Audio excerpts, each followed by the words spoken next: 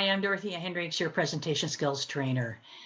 In the course of a day, we meet so many different types of people. Well, usually we meet many different types of people, in our work environment, face to face, person to person, or even on Zoom, in social situations, and in our family environment. Oh, family dynamics, man, we meet different kinds of people. But so many different types of people like, well, the type of person that you ask them to do something and they go, yes, I'll do it. Yes, no problem. Oh, I've got a handle on it. I will do that for you. And then they do nothing, nada zippo. So these people that say yes and do nothing. Or we've got people that you want to share an idea with, or you've got a new way of doing things. Oh, this is so exciting. And they come along and they go, oh, that won't work. What's the matter with you? That's a stupid idea. That's ridiculous. Never happened, won't work. And what they do is they put a damper on your enthusiasm and a damper on your idea. And then we have those types of people who play the blame game. You've probably been part of their team or their group where they go, oh, I wasn't here, not my fault. Whoa, I didn't do anything with it. I don't know. I was off in Bermuda somewhere. I'm going to do something, but I wasn't here. No, no, not me. And then you have the people that know it all. Right? They know more than Google. I mean, that's quite amazing to think that somebody could know more than Google, but they really think they know more than Google.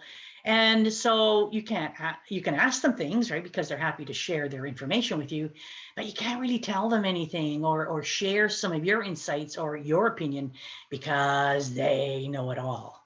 And then we have the complainers. The complainers, they are just a different group of people altogether because there is nothing that they find that is positive, that is good. It's complaint, complaint, complaint about the stars, the moon, the weather. I don't know what it is, cats and dogs, birds and bees. They've got a whole litany of things that they can complain about on a constant basis. Wow. Sometimes I think to myself, wouldn't it be great if we didn't have these types of people? That, for each of us, no matter where we go, who we're with or what we're doing, we know that these people are with us like death, taxes, and the Kardashians. They ain't going to go anywhere. They're just always going to be here.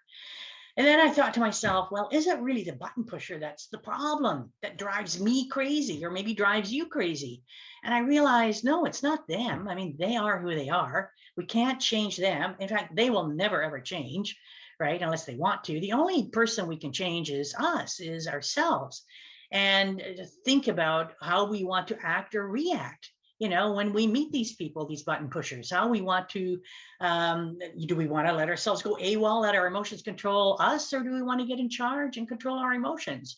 So yeah, we can let ourselves get, all stressed and hyperventilate and just really get so upset in grief and angst. Or what we can do is maybe start thinking or finding ways to take a breath, step back and start getting in touch with our feelings and becoming more aware of our emotions. And when we do that, as we become more aware, we're actually building, we are improving our emotional intelligence. That emotional intelligence is that ability that we've got to kind of identify what we're feeling and manage our emotions in a more positive way, and also to help us understand how other people are feeling.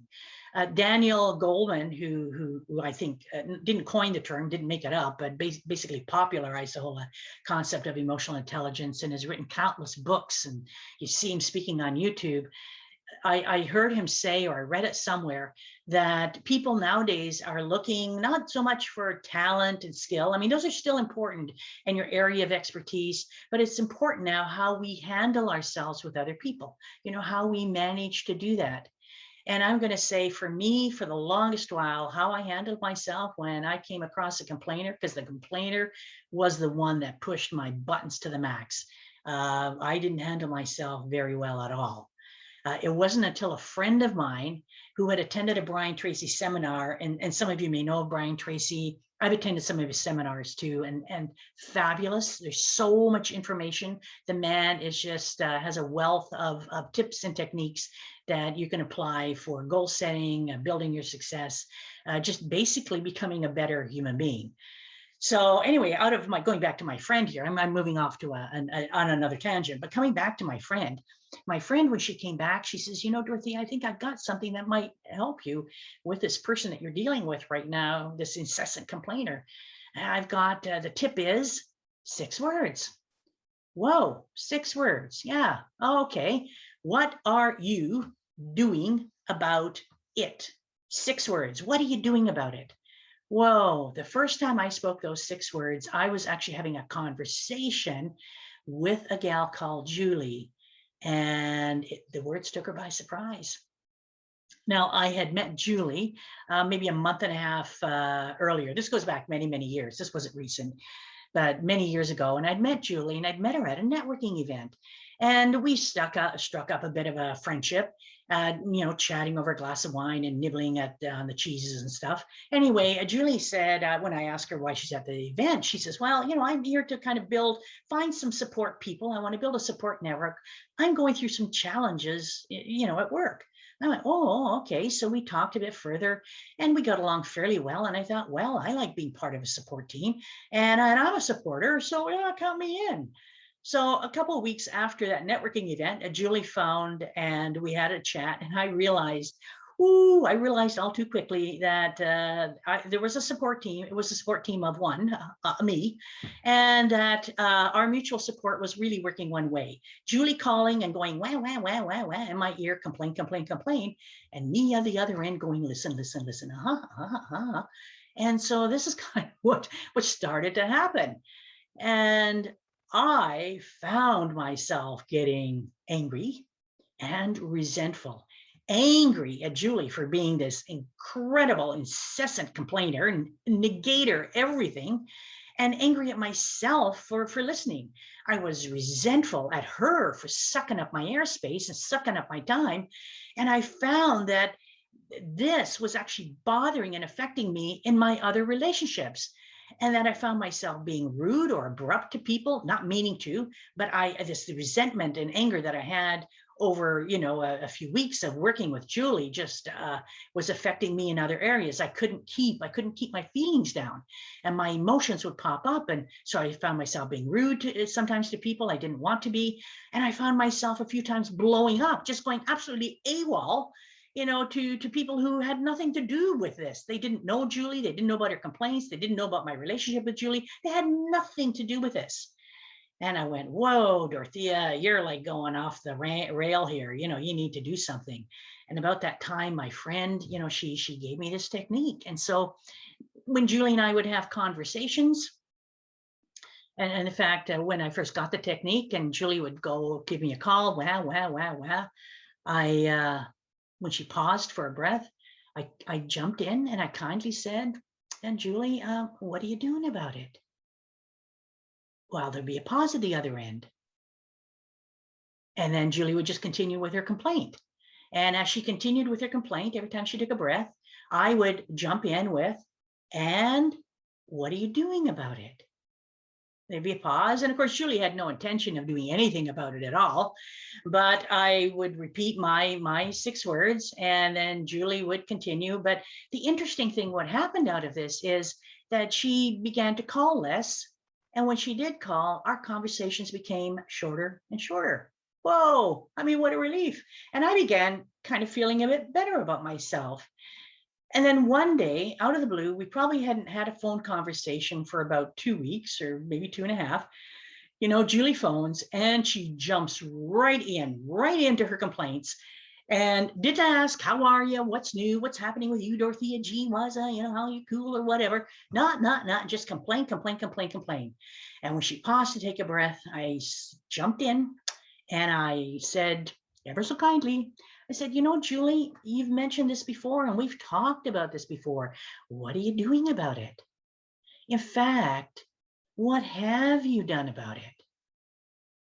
Whoa, big pause.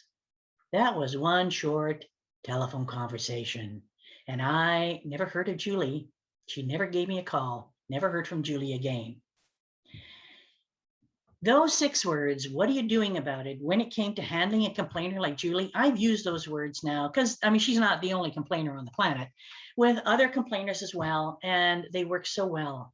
But asking that sentence, those 6 words, made a huge difference for me. It was like opening up, turning on a light. It just made a big difference in my life because I began to realize and I began to understand, when I asked those questions and the person paused at the other end, what that did is that kind of allowed me some time. I was able to take a couple of breaths, and in taking those breaths, somehow I was able to step back. And in stepping back, I became more aware of my feelings.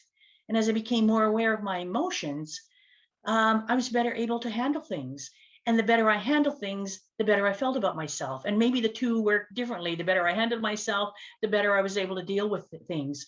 So I think for any of us, when we have challenges, with people who push our buttons, it doesn't sound like much. It doesn't sound like it's a big step to take. It sounds like maybe very insignificant, just stepping back, taking time out and taking a breath, but it makes a big difference.